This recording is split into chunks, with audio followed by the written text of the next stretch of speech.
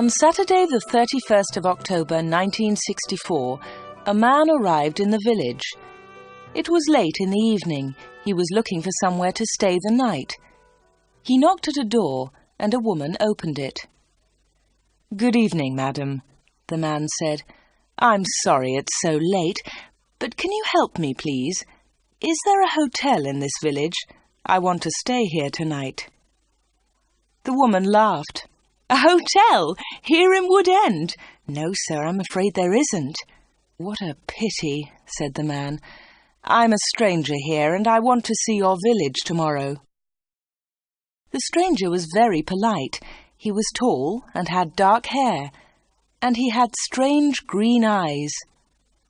"Perhaps Mrs. Harrison can help you," the woman said. "She has a room. Perhaps you can stay with her. Wait a minute, I'll get my coat and I'll take you there." The woman took the stranger to Mrs. Harrison's house. Mrs. Harrison gave him a room for the night. He was very glad.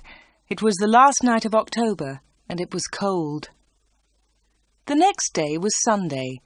The man looked round the village. He was very interested in the history of the village. He met some of the villagers and asked them their names. But he did not visit the church. That was unusual. The church in Wood End was the most beautiful building in the village, but the stranger was not interested in it. He did not go to church that night with all the villagers. It was the first Sunday evening of November. When the villagers came out of the church, the man had gone. They had all liked him. The ladies had thought he was very good-looking. A few weeks later he came back. It was the first Sunday in December. The villagers were coming out of church. It was cold and dark. "Hello," he said. "I'm back again. It's nice to see you all once more." His next words surprised everyone. "Perhaps you can help me," he said. "I'm looking for a house. I want to buy a house here."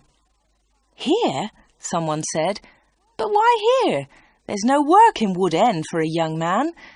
All the young people leave the village. They find work in Lydney, the nearest town." "I'll get a job somewhere," the stranger said. "Perhaps in Lydney." Then one of the villagers told him about old Mr. Smith's house. Mr. Smith had died in the summer. His house was empty. It was for sale. The house was on the corner of Main Street and Church Lane. "I'll ask about the house tomorrow," said the young man. "Perhaps I'll be lucky. Goodbye. I'll see you soon." The villagers watched him leave. They all saw his car. It was very big and luxurious. He looked rich.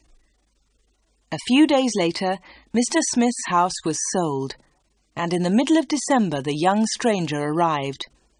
He moved into the house and worked very hard. He fixed the roof, he repaired broken windows, he painted and decorated, he changed the whole house. But there was a big surprise for the villagers. On the morning of Monday the 21st of December, they saw a big sign on the front of the house, and on the sign were these words: "The Corner Shop, Proprietor Dave Slatin." The picture sequence from the cinema has finished. You can look at it once more if you want. The villagers could not believe it. A shop in Wood End. Everybody talked about it. There was once a shop in Wood End, but it had closed 20 years ago. Some people wanted the shop, but others did not. The villagers met in the evening in the village hall. Everybody was there. Everybody was interested in the new shop. "The corner shop is a good idea," someone said. "We need a village shop. We won't need to go to Lydney." Then Mrs. Harrison spoke. She liked the stranger, Dave Slatin. "I agree," she said. "A village shop is a good idea. It's too quiet here. Wood End needs a shop." "Nonsense," said Miss Brown. She was the village school teacher. "Lydney is not far away. There are lots of shops there." Soon everybody was shouting. Then Mr. Hart spoke. He was a very big man with a loud voice. "Listen, everybody," he shouted. "We've never had trouble in this village before. We've always been quiet and happy. Now this shop is causing trouble." "Let Mr. Slayton speak," someone said. "It's his shop. Let him speak." "Ladies and gentlemen," said Dave Slayton, "I don't want to cause any trouble. I'm still a stranger in your village. But I want to be one of you. I want to be your friend. I like the people of Wood End." He smiled, and a few people clapped. They liked him. "The corner shop will sell lots of things," he went on. "It will sell food and things for the house. Everything will be cheap, I promise." Everybody was listening carefully. "And I have another idea," he continued. "I'll sell village products." "What do you mean by village products?" asked Miss Brown. "I'll tell you, Miss Brown," he said. "I know that you make beautiful bread and cakes." Miss Brown smiled. Yes, she did make bread and cakes. Everyone knew that. "And you, Mr. Hart, I've seen your flowers. You grow beautiful flowers." Now Mr. Hart smiled. Yes, his flowers were beautiful. Everyone knew about them. "And Mr. Everett makes pots," someone said. "And Mrs. Davis makes dolls," said another voice. "And I do paintings of the village," said old Miss Lucy Gray. "Yes," said Dave, "you can all do something. You villagers are clever. You make lots of things. We can sell them to the tourists.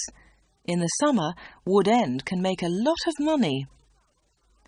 "But what about the money?" said Mr. Hart. "How will you pay us?" "That's a good question," said Dave. "And here's the answer.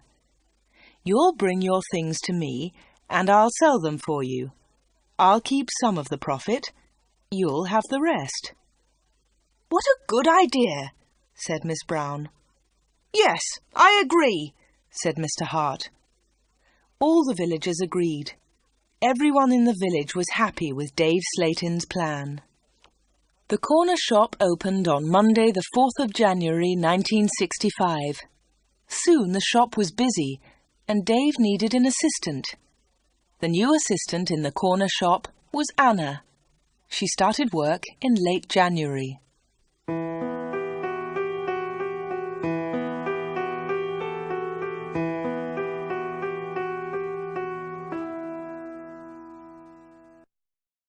The picture sequence from the cinema has finished. You can look at it once more if you want. Dave Slayton kept his promises. Things at the shop were good and cheap. "How does he do it?" asked Mrs. Harrison. "It's winter, but he's selling lots of fruit and vegetables, and they're cheap. I never go to Lydney now."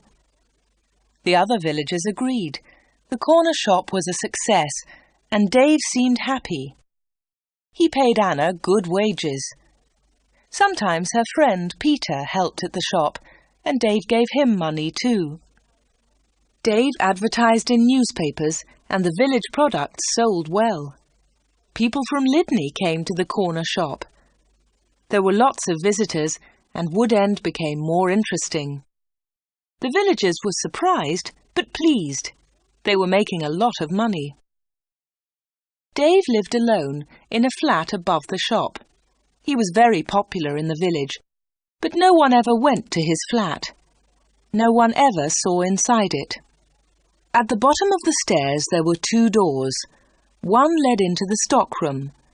The other door had a notice on it. "Special orders only. Keep out." The door was always locked. Anna never went into the special orders room. "Why do you lock that room, Dave?" Anna asked one day. "What's in there?" "It's for special orders," he replied. "Big orders." "But you won't get any big orders in Wood End," said Anna. Dave said nothing. He did not want to talk about that room.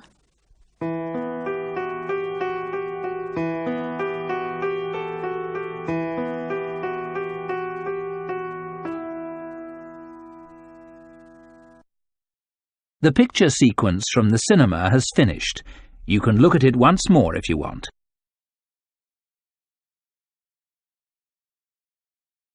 For 3 months, everything was normal. Then, one day in April, an unusual customer came into the shop. The new customer was a very beautiful woman. She was wearing expensive clothes and arrived in a large car. "Is this the corner shop?" the woman asked. She looked round and seemed a little surprised. "Yes," replied Anna. "This is the corner shop. It's the only shop in the village."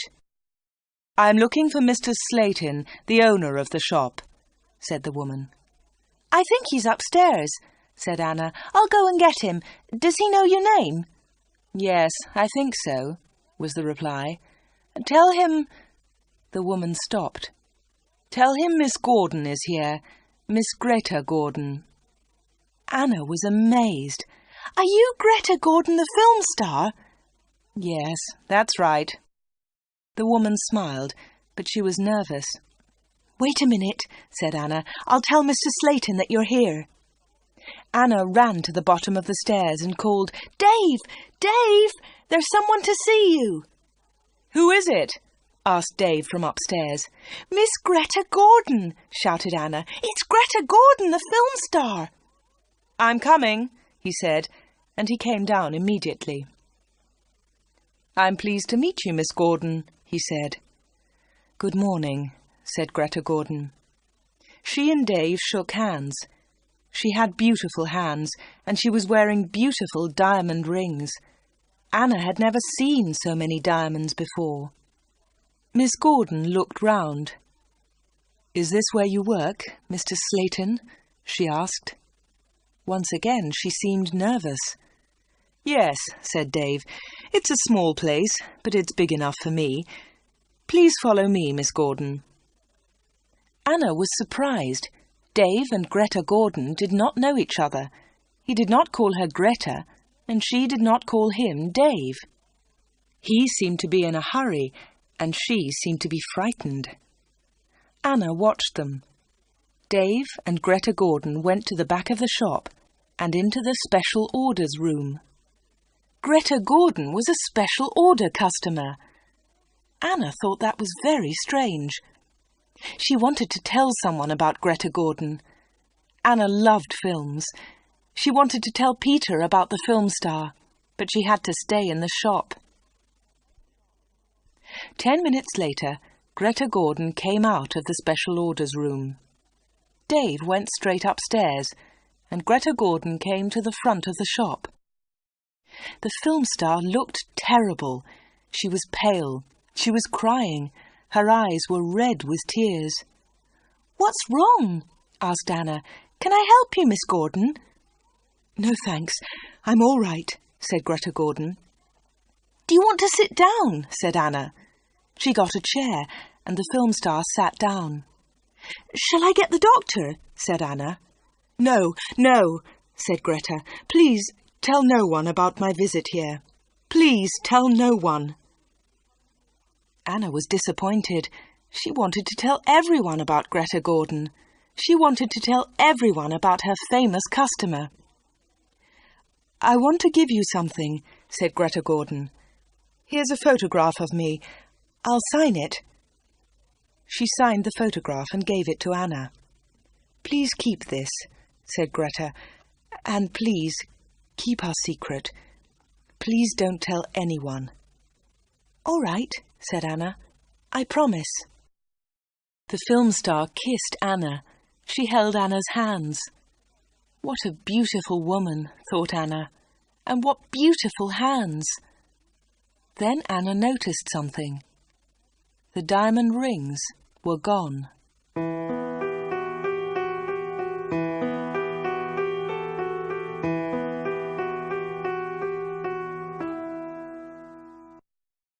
The picture sequence from the cinema has finished. You can look at it once more if you want.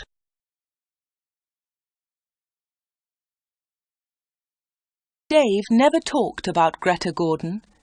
He never talked about her visit to the corner shop. One day, Anna asked him about the film star. "How do you know Greta Gordon?" said Anna. "Is she a friend of yours?" "I don't want to talk about her," Dave replied. "She was a special order customer. Don't ask any more questions about her, Anna." So Anna did not ask any more questions. She did not ask about Greta Gordon's special order, and she did not ask about the rings. Anna kept her promise. She never told anyone about the film star. Soon it was spring. Anna and Dave were busy. Mr. Hart brought lots of flowers to the corner shop, and Anna sold them to the tourists. There were lots of tourists that year. In May, Peter asked Anna to marry him. She said yes. They became engaged. They planned to get married in the following year. Now they needed money, so they worked hard and they saved. They were very much in love. On Saturdays, Peter played football or cricket, and Anna often went to the cinema in Lydney. He enjoyed sports, and she loved watching films. One day, Anna was reading Film News. This was a magazine about film stars. She turned the pages. There was a picture of Greta Gordon. Anna was pleased. What a surprise! Beautiful Woman was going to be a big film, and now Greta Gordon had the star part. Anna wanted to tell Peter about Greta, but she kept her promise. She did not tell anyone. But she did show Film News to Dave Slayton. "Look, Dave," she said, "here's a story about Greta Gordon. Isn't it great? She's got the big part in Beautiful Woman." Dave looked at the magazine. "Greta Gordon will star in Beautiful Woman." The star of Beautiful Woman was Joanna Lee, but Miss Lee has broken her arm. "I don't know what happened," said Miss Lee. "I was in my bedroom. I slipped and fell." Greta Gordon will now be the star of Beautiful Woman. "I'm so lucky," Greta told us yesterday. "I've always wanted the part. I can't believe it." "I don't know anything about films," he said. "Is Greta Gordon a big star?" Anna laughed. "Big star? Yes, she is. She's terrific." Dave didn't seem interested. "I hope she's happy with her big part," was all he said.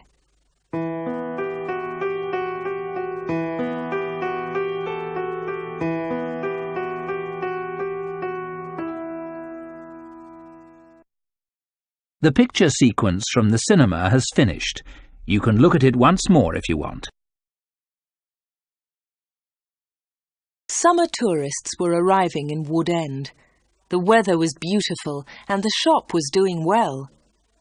But Anna was not very happy. She often thought about Greta Gordon's visit. Why had she come to see Dave? What had happened to the diamond rings on her fingers? There was another problem. Anna loved Peter and she was going to marry him. But she liked Dave too. Dave was older, but she liked him. All the women liked him. But Anna was very close to him all day. In the daytime, Anna was with Dave. In the evening, she was with Peter. Anna was living two lives. One life was with Dave. The other life was Peter. Then one Friday, Dave surprised Anna. "What are you doing tomorrow?" he asked her. "Would you like to spend the day with me? We can go anywhere you like. We can go in my car." "I'm sorry, Dave," said Anna, "but Peter wouldn't like it." "Don't be silly," said Dave. "We won't go far. I'll close the shop at lunchtime and we can go to Lydney." Anna wanted to go with Dave, but she was worried about Peter. "Don't worry about Peter," said Dave. "He's always busy on Saturday." Anna thought for a moment. "All right," she said. "You take me to the best cinema and to the best restaurant. Then I'll come with you." "Of course," laughed Dave. "Anything you want, Anna." So the next afternoon, Dave and Anna went together to Lydney. They had a good time. Dave bought Anna a new, expensive dress. Then they went to a cinema and afterwards to a restaurant. Peter played cricket that Saturday. He never knew about Anna's day with Dave. He was playing in another village and returned to Wood End very late. Dave and Anna were also very late. Dave stopped his car near the corner shop. The night was warm. "Thanks, Dave," said Anna. "It was a lovely day." "I enjoyed it too," said Dave. He put his arm round her shoulders and kissed her. It was a quick kiss, but for Anna, it was wonderful.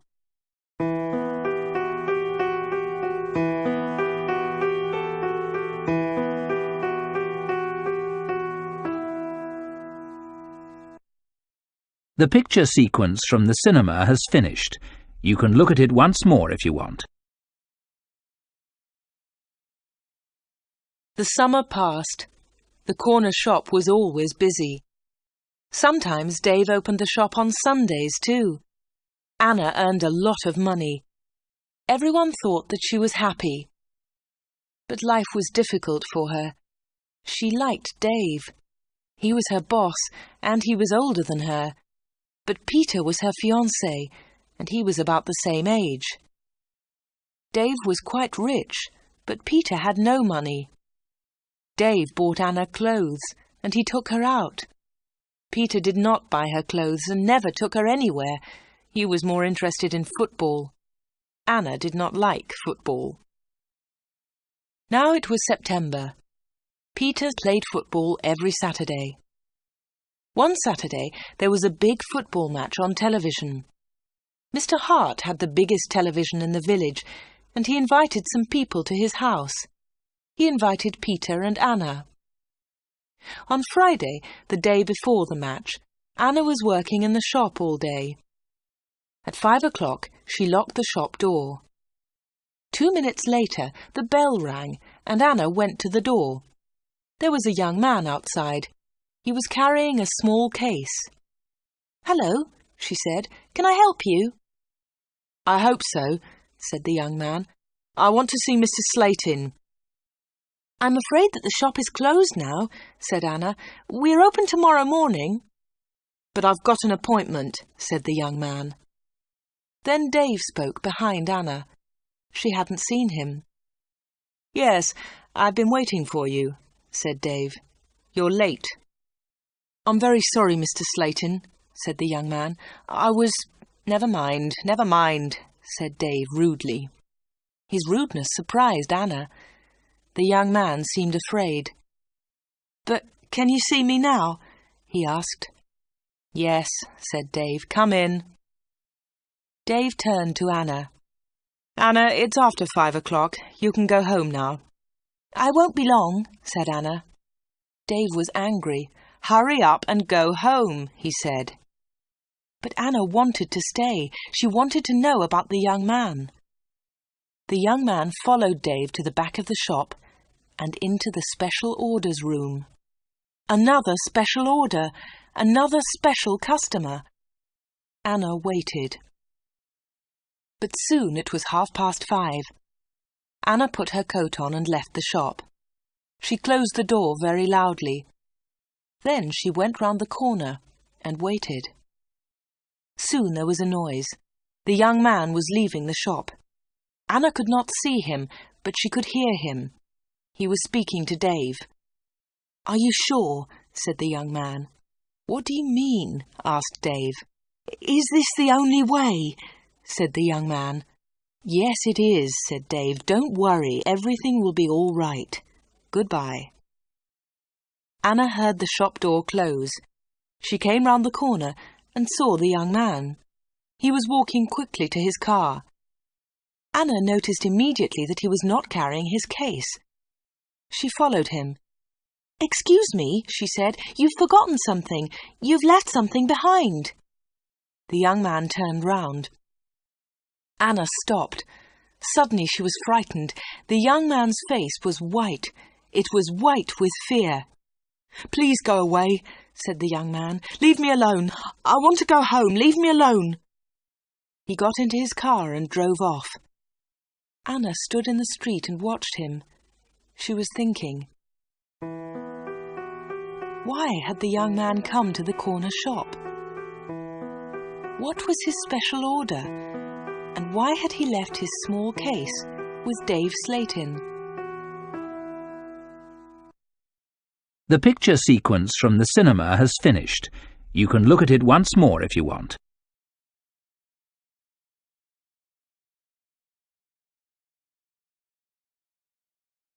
The next day was the day of the big football match. Mr. Hart had invited about 10 people. Anna did not watch the game. She was helping Mrs. Hart in the kitchen. They were making tea. It was a good game, and everyone was enjoying it. At half-time, Peter went into the kitchen. "Why don't you come and watch the match, Anna?" he said. "It's really good. Come on." Anna laughed. "No, thanks," she said. "I'm helping Mrs. Hart. Look, here's the tea. Can you take it in to the others?" "OK," said Peter. "It's a terrific match. Mike Bailey scored a great goal." Peter took the tea into the sitting room, and the second half of the match started. The second half was very exciting. Mike Bailey scored another goal after 20 minutes. The score was 2-0. Then the other side scored 2 quick goals. It was 2-2. There were only 5 minutes of the match left. "Come on!" shouted Peter. "Come on, Mike, let's have another goal!" In the last seconds of the match, Mike Bailey scored the winner. It was his 3rd goal of the match. But something was wrong. The other team's goalkeeper was injured. Bailey had been very near the goalkeeper, and he had kicked the ball very hard. The ball had hit the goalkeeper's neck. Mrs. Hart and Anna came in from the kitchen. "What's happened?" said Anna. "What's wrong?" "It's Brian Thomas, the goalkeeper," said Peter. "He's injured." It was serious. The goalkeeper had broken his neck. Later they all watched the news on TV. They saw pictures of Mike Bailey's 3rd goal. It was a great goal. They saw the ball hit the goalkeeper. It was an accident. The TV announcer said, "And now over to our sports studio for an interview with Mike Bailey." They all watched the interview. The TV showed a picture of Mike Bailey and the interviewer. "Mike," said the interviewer, 3 goals in 1 match. How do you feel about that?" But Mike Bailey said nothing. He could not speak. He tried to speak, but he could not. It was terrible. The interviewer tried another question. "Let me ask you about the 3rd goal, Mike. It was a great goal, but how do you feel about the injury to Brian Thomas?" It was a silly question. The injured goalkeeper would never play football again. Mike Bailey said nothing. He looked very ill. When the interview ended, Mr. Hart turned off the TV. No one noticed that Anna had left the room. Mike Bailey had looked frightened. Anna was frightened too. Mike Bailey and Anna had met before, the day before, at the corner shop.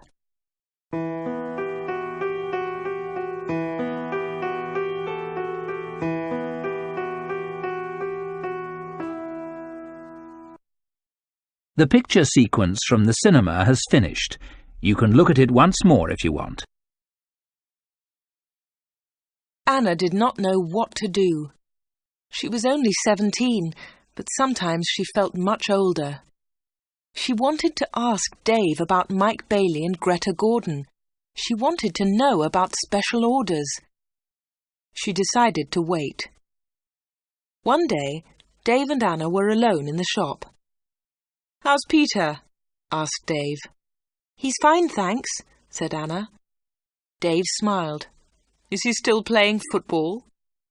"Of course he is," said Anna. Dave laughed. "You don't see him very much, do you, Anna?"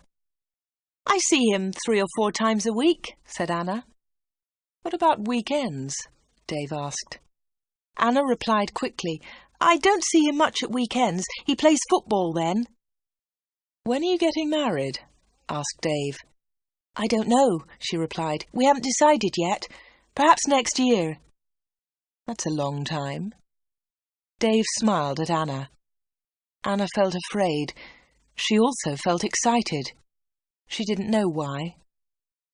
"Sometimes you're bored, Anna, aren't you?" said Dave. He looked into her eyes. "Yes," said Anna, "that's true." "Why don't you come away with me for a weekend?" said Dave. "We can go to London." A weekend in London! Anna had only been to London once for a day. Anna was excited, but she was also afraid. "I don't know," she said. "I must think of Peter." "Oh, forget him," said Dave. "He'll never know. Come with me and we'll go to the best shops. We'll go to the best cinema. Will you come with me?" Anna said nothing. Suddenly she had an idea. She looked at Dave. "Perhaps I'll come with you," she said. "Good," said Dave. "That's great." "But first," said Anna, "I want to ask you something." "What do you want to know?" he said quietly. "I want to know about your special orders." "Very clever," said Dave. "You're a village girl, but you're very clever, Anna." "Village girls aren't stupid," said Anna.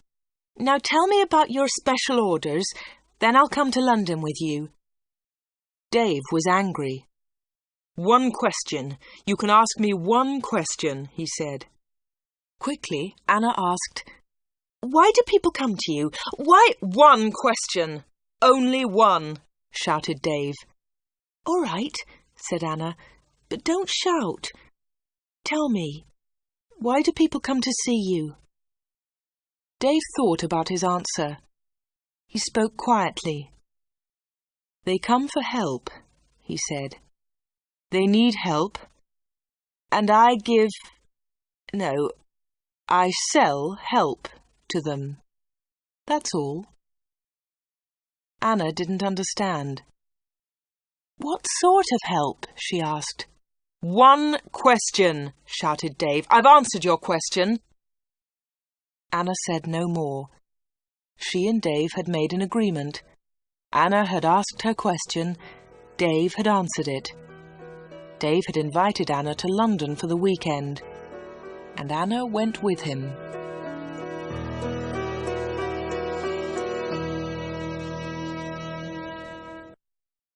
The picture sequence from the cinema has finished.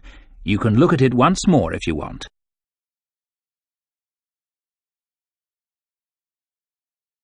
Anna enjoyed the weekend. They arrived in London late on Friday evening and stayed at a big hotel. On Saturday they went shopping, and in the evening they went to a cinema. On Sunday they went to a park. They came back to Wood End on Sunday evening. It was the last Sunday in September. On Monday, Anna went to the shop. It was not so busy now. Summer was over. Most of the customers were villagers. It was a cold autumn. On Monday evening, Peter came to see Anna. "Hello," said Anna. "Did you win on Saturday?" "No," said Peter. "We didn't win, and I didn't play." Anna was surprised. "You didn't play? Why not? What was wrong?" "I didn't feel very well on Saturday morning. I stayed in Wood End. I was in the village all weekend." Anna's face was red. Her voice was quiet. "Are you feeling better now?" she asked. "No," said Peter. "And you know why." Anna tried to look surprised. "Me?" she said. "Oh, Anna," said Peter, "you know what's wrong. It's you and Dave Slatin." "What do you mean, me and Dave Slatin?" said Anna quickly. "You went away with him on Friday evening. Someone saw you in Dave's car." Anna tried to explain. "Oh, it's nothing," she said. "Dave and I went—" "Shut up," said Peter. "I don't want to know, Anna. Don't talk about it." "But Peter," said Anna. Peter didn't listen. "I know he's got a lot of money. He can take you to places. He's from a big city. I'm a poor village boy, Anna. But you must choose. You must choose between Dave and me. You can't have both of us." "I know that, Peter," said Anna, and I don't want both of you. But listen, Peter, I want to tell you about Dave. There's something very strange about him. Dave, Dave, Dave, Peter shouted. You talk about him all the time. I don't want to hear his name again. Peter turned round and walked out of the room. He left Anna's house. Now Anna was alone. She was very unhappy. She wanted to talk to Peter. She wanted to tell him about Dave. She wanted to tell him about Greta Gordon and about Mike Bailey. But Peter had left her.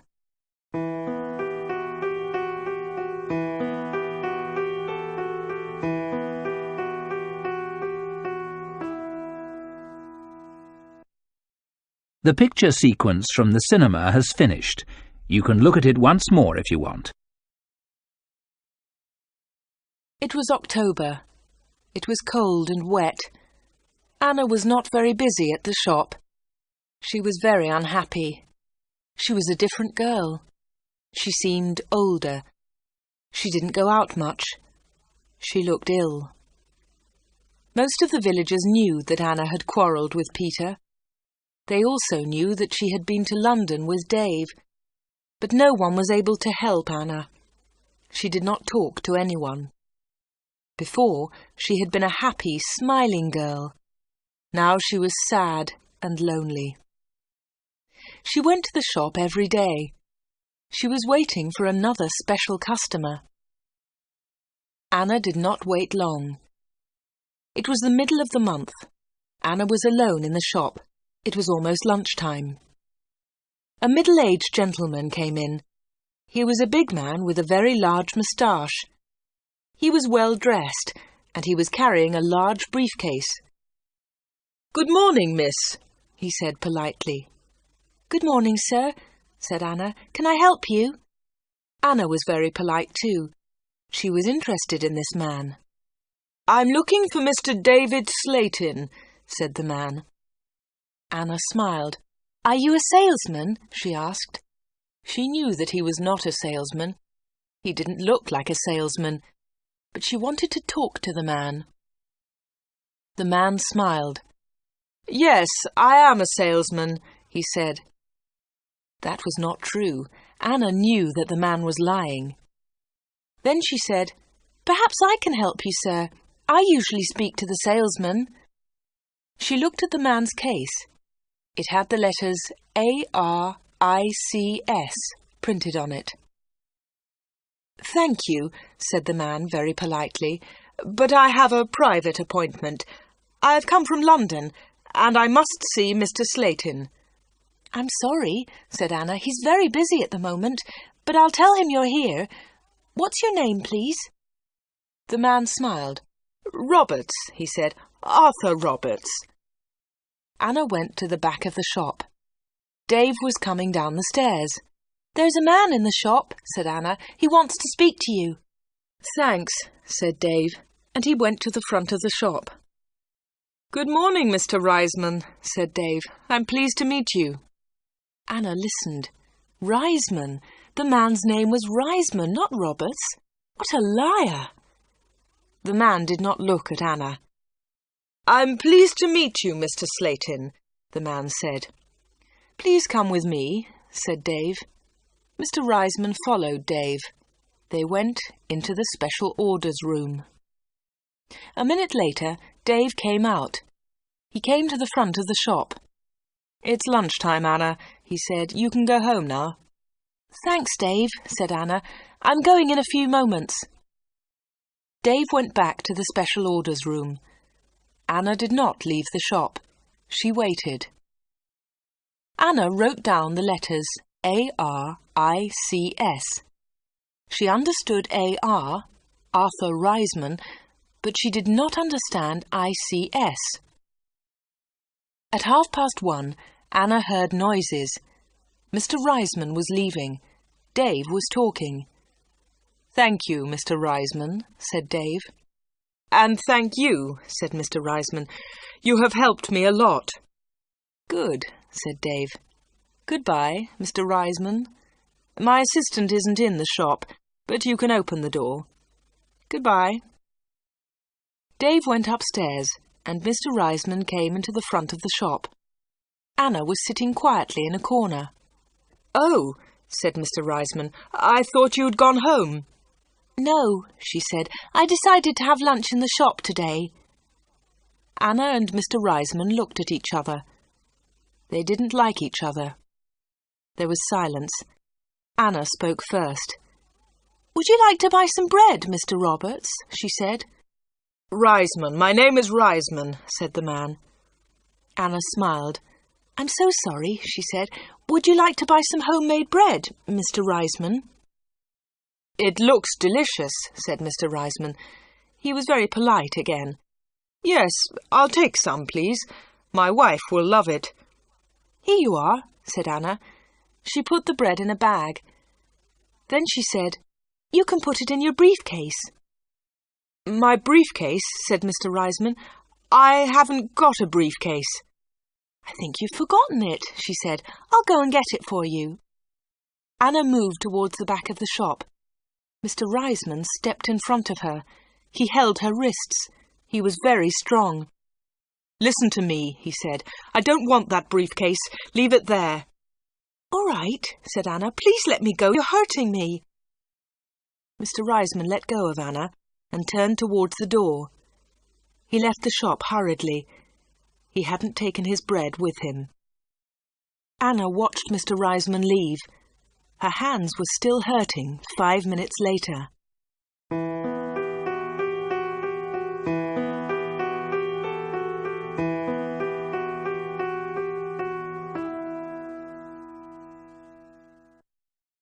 The picture sequence from the cinema has finished. You can look at it once more if you want.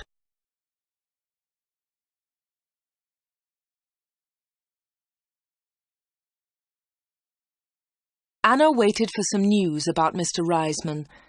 She remembered Greta Gordon. The film star had visited the corner shop. Later there was news about her in a magazine. Mike Bailey had visited the corner shop too. Later there was a lot of news about him on TV. And now Mr. Reisman had visited the corner shop. Anna was waiting for some news about him. All 3 visitors had been special customers. They had all seen Dave. They had all been in the special orders room. And they had all left something with Dave. Greta Gordon had left her diamond rings. Mike Bailey had left his case. Mr. Reisman had left his briefcase. Anna wanted to find out more about the 3 special customers. She thought about Mr. Reisman. His case had the letters ARICS on it. She understood AR, but what was ICS? Perhaps Mr. Reisman was a businessman and ICS was his company. Anna looked in the newspapers, but she didn't find anything about ICS. She read the magazines. She listened to the radio. She watched TV. But there was nothing about ICS. Anna heard nothing. She saw nothing. Then she had an idea. She decided to go to London and find Arthur Reisman. It was a Friday. Early in the morning she left a note for Dave. She took the note to the shop. "Dear Dave," it said, "sorry I can't come in today. I'm going to Lydney. I'm buying some things for my wedding. Anna." The note did not tell the truth, but Anna didn't care. Anna took a bus to Lydney and then caught a train to London. She got to Paddington Station at midday. She got off the train and looked for a telephone box. The telephones were near to the entrance to the station, but the boxes were all full. She stood and waited. Then Anna saw the letters ICS. There they were. They were on a huge advertisement. Anna had found the answer to her problem. International Computer Services. ICS. Perhaps that was Mr. Reisman's company. Soon one of the phone boxes was empty. Anna rang the number. 222-8959. "ICS, can I help you?" said a woman's voice. "Yes, please," said Anna. "I want to speak to Mr. Reisman, Mr. Arthur Reisman. I think he works at ICS." The woman laughed. "Works here? Yes, he does," she said. "He's the vice chairman of the company. Wait one moment, please. I'll get his secretary." Then there was another woman's voice on the phone. "Mr. Reisman's secretary, can I help you?" "Yes, please," said Anna. "I'd like to speak to Mr. Reisman." "Who's calling, please?" said the secretary. "Mr. Reisman doesn't know my name," Anna replied. "Is Mr. Reisman expecting your call?" the secretary asked. "No, he isn't," said Anna. "I'm afraid he can't speak to you now," said the secretary. "He's at a meeting now, and he's flying to Switzerland in an hour's time." "But I must speak to him for a few minutes," said Anna. The secretary became annoyed.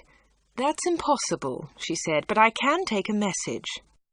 "No thanks," said Anna. "I'll call again next week. Will Mr. Reisman be back then?" "Yes, he will," replied the secretary. "Goodbye." And she put the phone down. Anna had found Mr. Reisman's company, but she hadn't spoken to him. Anna spent the afternoon in London. She went to see a film. Then she had tea in a small cafe near Paddington Station. Her train left London at 6:30. She bought an evening newspaper and got on the train. Anna was tired, but she felt happy. After a few minutes, she looked at her newspaper. Anna was waiting for some news. There it was, on the front page. "Private plane crash near London. 6 dead, all from ICS. 6 people were killed this afternoon in a plane crash at Enfield near London. The plane was flying to Switzerland. The passengers were all from International Computer Services, ICS. Among them was Mr. Alfred Gluck, the chairman of ICS. Mr. Arthur Reisman, vice chairman of ICS, told us, 'I'm lucky to be alive. I was at a meeting today. The meeting went on for a long time, and I didn't catch the plane.' Mr. Reisman will probably be the new chairman of ICS.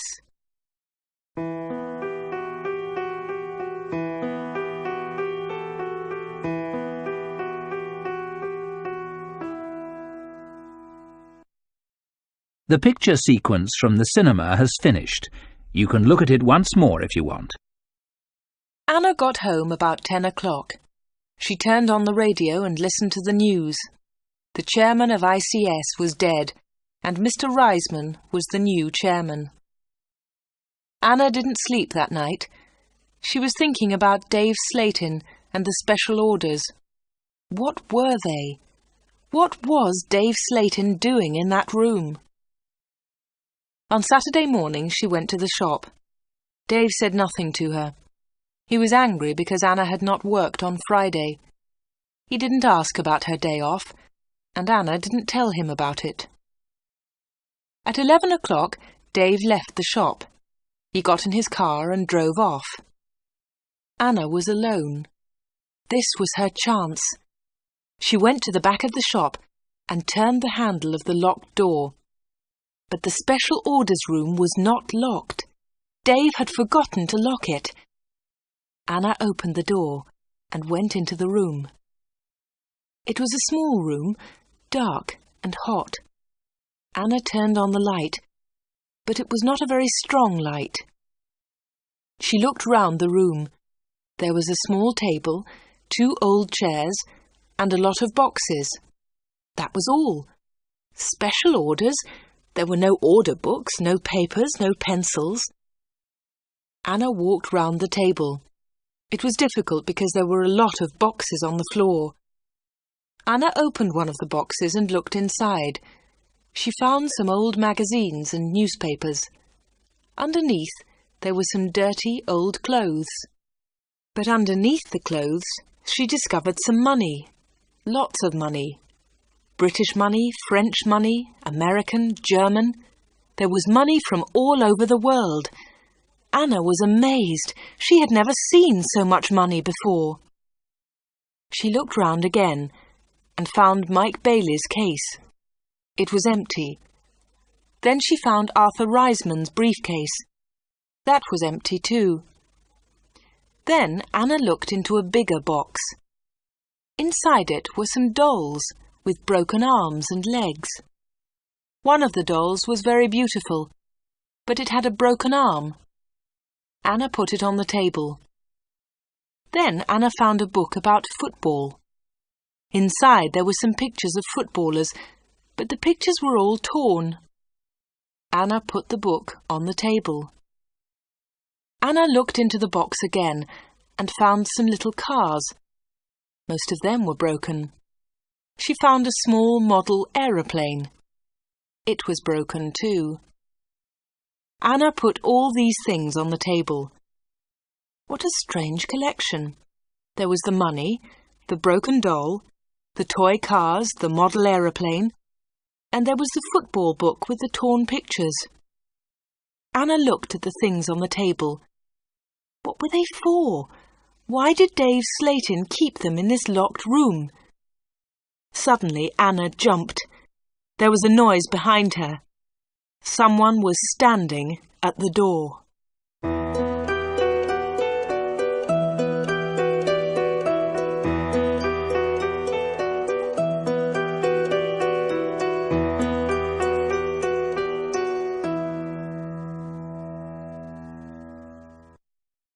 The picture sequence from the cinema has finished.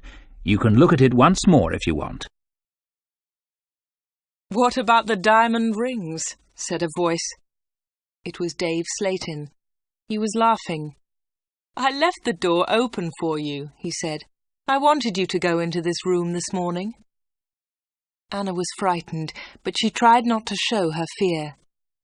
"You haven't found the diamonds," Dave said again.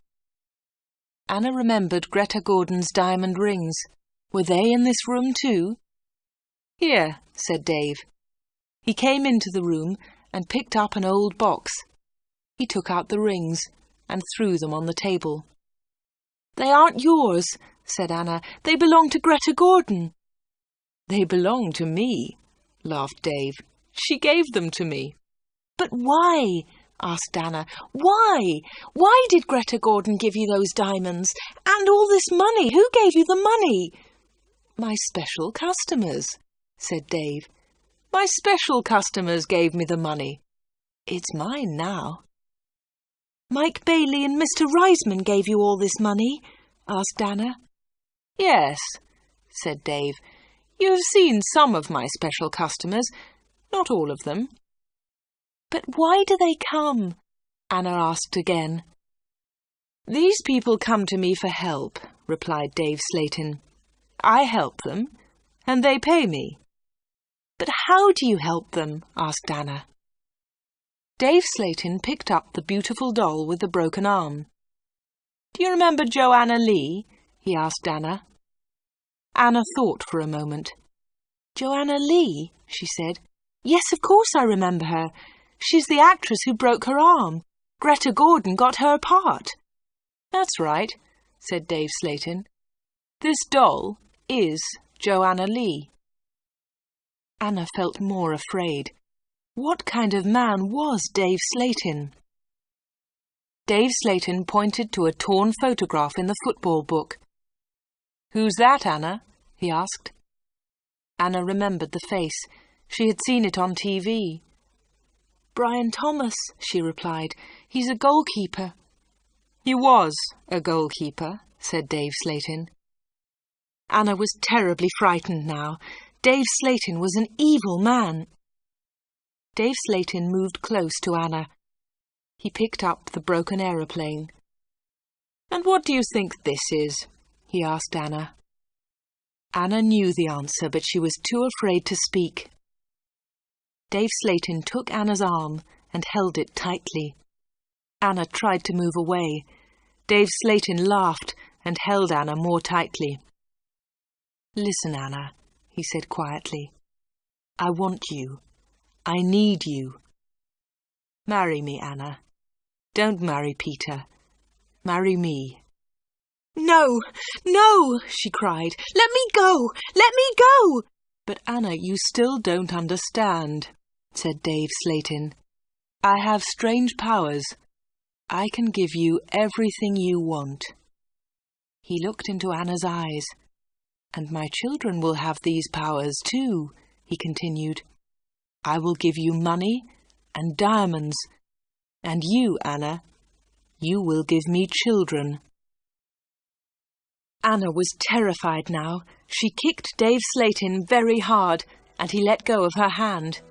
Anna moved quickly. She ran out of the special orders room, through the front of the shop, and out onto the street. She ran all the way home.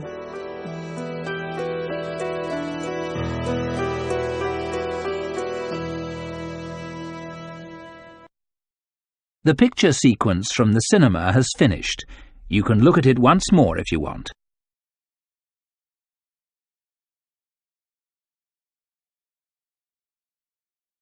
When Anna got home, she felt terrible and went to bed.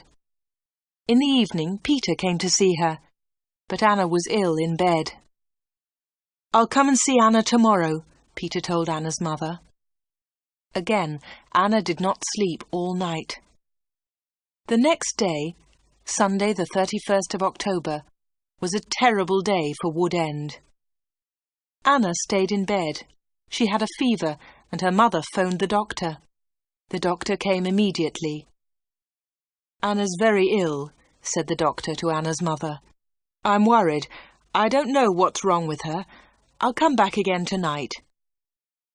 That afternoon, Peter came to Anna's house. He tried to speak to Anna, but she was too ill. He sat quietly beside her bed. At about 7 o'clock, Peter heard shouting in the street. He went to the window and looked outside. People were running and shouting, "Fire! Fire! Fire! There's a fire at the corner shop!" Peter ran out of Anna's house and into the street. There was a big fire on the corner. The shop was in flames. Nobody could see Dave Slatin. "His car's here," said Mr. Hart. "Dave must be inside." Then the villagers saw him. He was standing at an upstairs window. "Jump, Dave!" they shouted. "Jump! Save yourself!" But Dave did not move. He was standing at the window, and he was laughing. Some of the women in the street started screaming. Mr. Hart tried to run into the shop, but the others pulled him back. Flames were leaping up from the shop. The flames reached Dave Slatin. The villagers saw that he was still laughing. That was the last time they saw him. The flames hid him completely. No one was able to save him, and no one ever saw him again.